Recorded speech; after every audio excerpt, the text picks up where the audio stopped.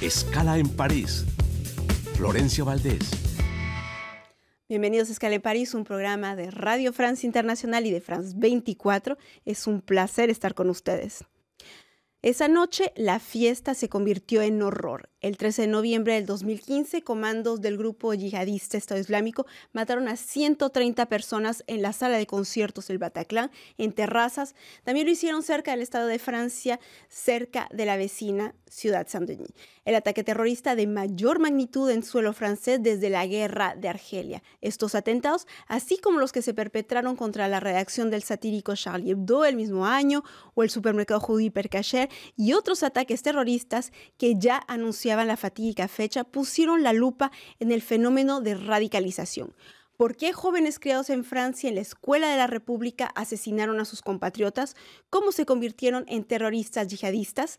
Las autoridades francesas se han dado la tarea de entender y prevenir el fenómeno vigente 10 años después. La psiquiatra Marie-Rose Moreau ha formado parte del Comité Científico de Prevención de la Radicalización impulsado por el gobierno francés. Marie-Rose, muchísimas gracias por estar con nosotros. Encantada. Marie-Rose, usted es profesora en la Universidad de Paris-Cité, jefa de servicio de la Casa Solent, Casa de los Adolescentes del Hospital Cochin, aquí en París. Usted recibió, trató a jóvenes radicalizados. ¿Qué es lo que más le marcó? Pues es verdad que esta experiencia clínica me marcó a mí mucho y sigue siendo para mí como un paradigma, ¿no? Lo que me marcó más era el hecho que estos niños, estas niñas, que nosotros teníamos muy jóvenes, menores de 18 años, eran los que nos mandaban con sus familias.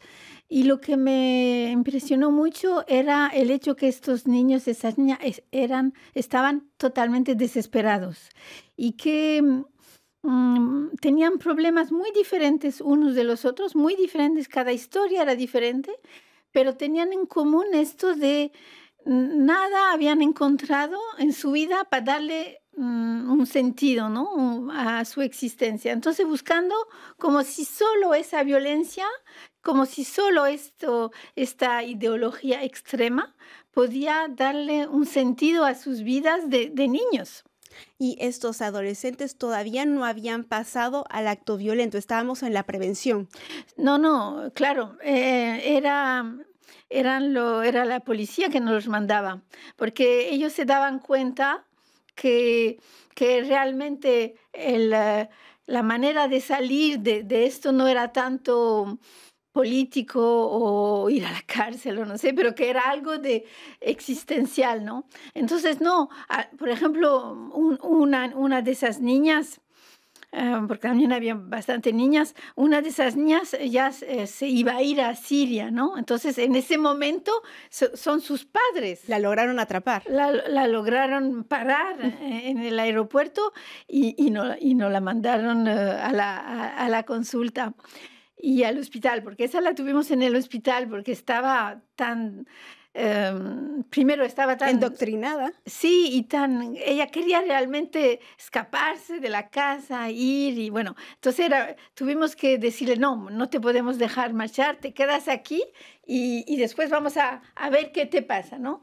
Y al día siguiente estaba ya totalmente deprimida, se quería morir, ya no quería vivir. El día siguiente, es decir, que en unas horas se había convertido la ira y nosotros para curarlos, porque nuestra función era de curarlos y de sacarlos de este mundo, lo primero que hacemos siempre era encontrar puntos no solo para discutir, pero para que ellos puedan compartir algo con otras personas, adultos, pero también otros adolescentes.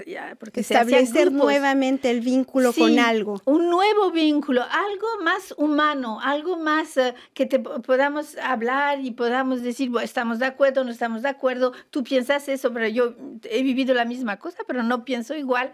Entonces, esta manera de compartir algo que no sea únicamente con la máquina, porque con el teléfono y las redes sociales. Que es por ahí donde entra la radicalización y la propaganda del grupo Estado Islámico. Sí, y el hecho realmente estoy buscando a alguien que me mire como una persona o como alguien importante. Y eso nosotros es la primera cosa que hacemos. que hemos hecho y eso yo me parece que es la prueba que lo que le faltaba a esos chicos eran relaciones humanas verdaderas, ¿sabes? Justamente yo tenía una pregunta sobre los padres, porque muchas veces estos chicos están en esta búsqueda de identidad, muy problemáticos, con problemas en la escuela, y una vez que encuentran este Islam radical, se calman, no todos, se calman y a los padres les da como les da un respiro y se dejan de enfocar en los peligros de esta radicalización. ¿Cuál es el papel de los padres? Muchos de los padres de los terroristas que sí pasaron al acto, cuando testimoniaron, decían lo difícil que era su papel, su vínculo parental. ¿Cuál es ese papel? El papel es imposible, ¿eh? El papel de los padres es muy difícil. Es verdad que cuando estos chicos encuentran una ideología, hay un momento que se calman mucho, ¿no? Y se están en casa, están estudiando el Corán. Van a rezar algunas veces, bueno, y los padres se alivian, ¿no? Dicen, pasa algo, ¿no? Algo se está tranquilizando, pero dura poco, porque claramente. Pero esto es más que nada para los chicos, porque para las chicas, como es mucho más intelectual, mucho más teórico, realmente ellas siempre están buscando teorías, siempre están buscando sitios para encontrar y muchas veces para encontrar otras personas para hablar de eso y muchas veces no lo encuentran y solo lo van a encontrar con gente que piensa como ellos. Muy radicales, ¿no? Entonces, los padres, es verdad que muchas veces no se pueden representar lo que están viviendo estos hijos y hay que también decir que como son adolescentes, algunos de estos chicos y de estas chicas se oponen a los padres, ¿no? Por ejemplo, me acuerdo de un chico que su padre y su madre venían los dos de Argelia, intelectuales, ateos, ¿no? Que ellos no creían en ningún dios, viviendo aquí, quiero decir, como viven todos los franceses, y este chico quería imponer a su madre que pusiera el velo, que rezara, que se ponía contra los valores de su padre y de su madre, ¿no? Su madre fumaba, un día le quiso cortar la mano porque estaba fumando, ¿no? Eso era realmente contra sus padres, ¿no? Entonces los padres pierden mismo su papel de padre algunas veces porque ya no pueden hacer nada, están en una posición muy difícil. Pero tienen que encontrar respuestas en las instituciones que los puedan respaldar. Para eso éramos servicios como el mío y en París había 2 servicios y había otros 2 afuera de París y en estos servicios todos hacíamos igual, es decir, sí, tomar en cuenta a los hijos, pero también sus padres, ¿eh? Y hacíamos terapia familiar de todos juntos. Usted dice había. Esos mecanismos ya no existen, ya no se pone tanto énfasis en la prevención de la radicalización.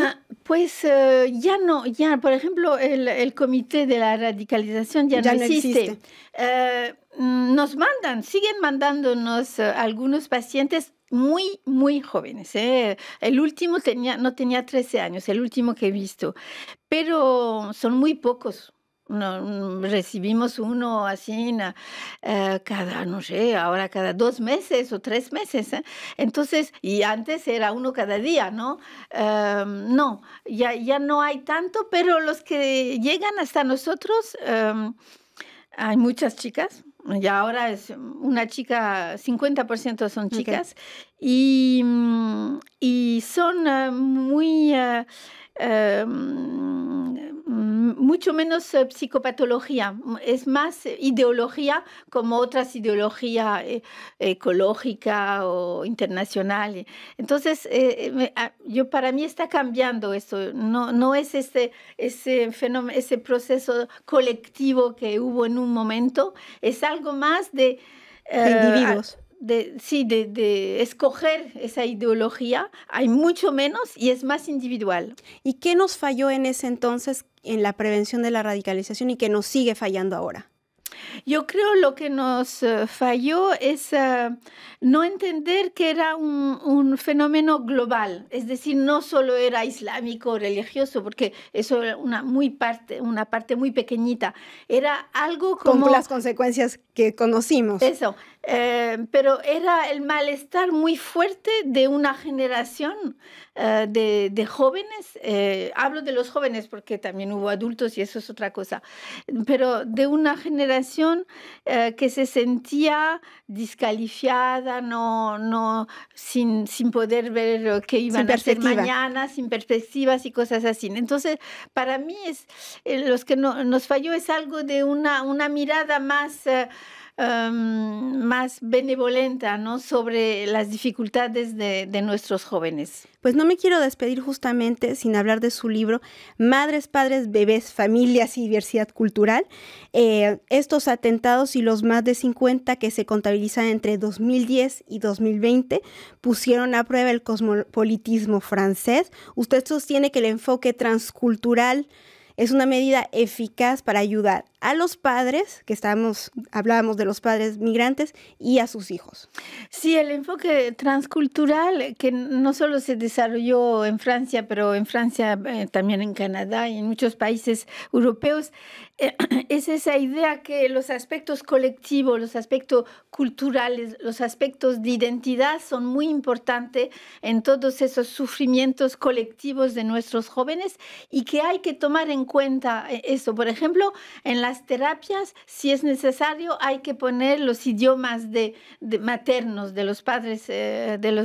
Hay que poner también la historia, porque la historia de la colonización en Francia como en España es una historia muy violenta y sigue siendo tabú y no se ha resuelto. La cuestión política no se ha resuelto. No se ha resuelto, pero los jóvenes, ellos lo tienen en la piel, lo tienen en el corazón, ¿no? Dicen, mira, eso pasó a nuestros padres y a nosotros siguen discriminando, nos siguen pensando como malos, inferiores y todo eso. No tenemos porvenir. Entonces, todos esos aspectos son muy importantes para entender, para prevenir, porque las representaciones colectivas de una sociedad, pero también para curar a esos niños, porque esos niños se puede salir de esa desesperación, pero para eso hay que entender el sufrimiento individual en un contexto mucho más colectivo. Pues Marie-Rose Moreau, muchísimas gracias por estas palabras. Me estoy quedando sin tiempo. Usted es psiquiatra, jefe de servicio de la Casa Solén en el Hospital Cochin y autora de literatura de referencia sobre la radicalización. Muchísimas gracias por haber estado con nosotros. Y muchísimas gracias a todos ustedes por su confianza. Saben que estamos también en rfimundo.com y france24.com. Hasta la próxima.